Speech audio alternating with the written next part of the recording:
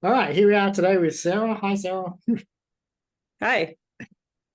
Sarah, tell us a little bit about yourself. Yeah. So I'm saying hello from the Makoti, North Dakota campus of Seamus U. I'm 28. I'm married. I'm a data analyst, and I split my time between Fort Worth and North Dakota. So, Excellent. Surprising number of data analysts at ShameSU. I went through the videos that I watched, and I agree. Why is it? Is there some proclivity of data analysts to... I don't know. I don't know. So you've been taking Greek with us. What was your Greek experience beforehand? So yeah, really small, basically none. Back in high school, I actually took Mandarin Chinese through high school and college, and that was my minor. And I realized that there was this, in the language, there's a huge difference between uh, the way language and culture interacted between the different languages. And so I was like, I'm a Christian, and I was like, hey, that's pretty important. So it's probably important for me to go learn the biblical languages. Mhm. So I was like, okay, well, how can I do that? And in college, I bought Mounce's textbook and learned the alphabet and struggled a lot. And then, after college, I went to the closest seminary and said, hi, can I take Greek classes? And they said, no, you have to do a certificate in biblical studies. And I said, oh, well, I'm not interested in that. So that was essentially where I was. I was actually with Brian Forbes. I think you know Brian, and a few other friends. And we had a very small reading group, and I didn't know what I was doing. So it was very painful. So what finally brought you to ShameSU then? Yeah. So, I mean, Brian had actually recommended you to me as a teacher. And yeah, so I knew I wanted to do more of a communicative approach. When I had learned languages before, I had always started with the Pimsleur method, which is like Yeah. conversation based.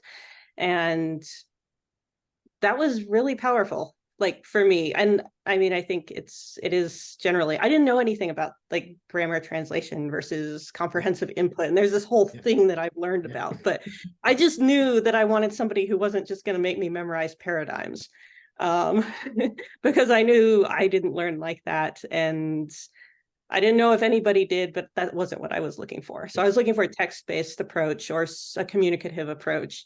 And yeah, you were the main person I was aware of who was doing that. And it was probably 2 years before like schedules lined up, Mhm.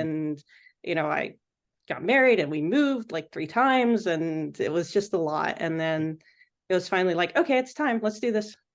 Just Cool. got to start somewhere. What has been the outcome? So you've done 5 classes almost to the end of Athenas there, which is pretty solid. What's been the outcome in terms of your ability with Greek? Um, yeah, I was actually thinking about that on Sunday. I was, reading the chapter in Matthew 16, 17, and it's like, I'm not terrible at this. Mhm. I'm not great. I still Uh-huh. struggle. Uh-huh. It's not like I'm fluent or anything yet. Yeah. I'm still very much a beginner. But I mean, with the reader's version, or I have an app where I can like tap on it and it pops up definitions, but I can sort of understand what's going on, and I feel like I have a really good foundation Yeah. for continuing to learn. Excellent. Excellent. So if someone was thinking of signing up for classes, but not quite sure what to expect, what would you tell them? Do you have any words of advice for incoming students? Yeah, yeah. I mean, I think one thing I struggled with at the beginning was the class gives you a lot of flexibility, like Mhm. how you structure your time outside of class. There's no, here's the syllabus, here's the homework, go do the homework. I mean, you can do the Athanase homework, but I don't, it's not super helpful. So you kind of have to make your own class up in terms of what you're doing outside Mhm. of just the lesson. And that's a little challenging. So Yeah. don't be afraid to try random stuff, see what works for you. And, ask Seamus lots of questions because he has advice. Um, The other thing I would say is language learning is hard.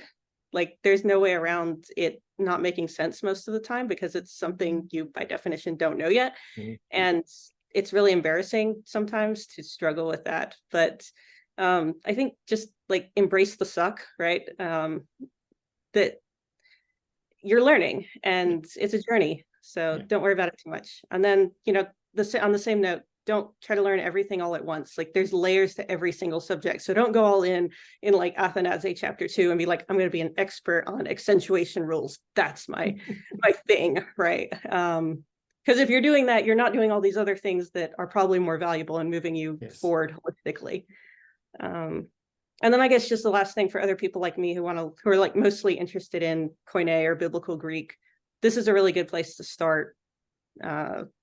Despite it not officially being what your end goal might necessarily be. Yeah, excellent. Yes, I get that question a lot from people who are interested, particularly in biblical texts. They're like, "Well, why would I do this?"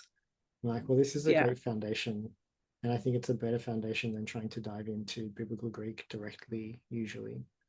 And I think it's really helpful what you said. Just a lot of people feel embarrassed or they feel a sense of shame in class if they don't know something. And by definition, you're trying to learn something that you do not know. It's no surprise that you don't understand. You need to accept that, and not let it get to you. In one sense, it's not a judgment on your personhood or your qualities or character. It's just you don't know this, so you don't know it.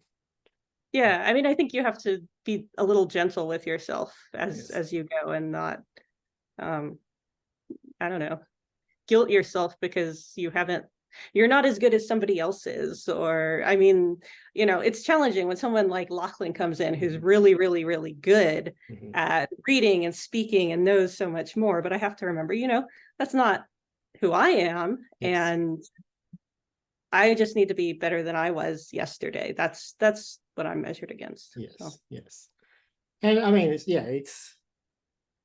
it's natural that we compare ourselves to other people, but it's not very helpful. And particularly in some of my classes, people start off in 101, but I always ask people what they've done beforehand before they even start 101, because there are people who come in with 0, and there are people who come in who have done years of Greek, and they're after that kind of speaking experience or kind of a different kind of mode of learning, but they're not starting from the same place. Yeah. Any last words? I don't think so. I think it's been a wonderful journey so far, and I hope to continue my Greek journey, both independently and with Seamus U. I think it's a great place to be. Excellent. Thanks so much. Of course.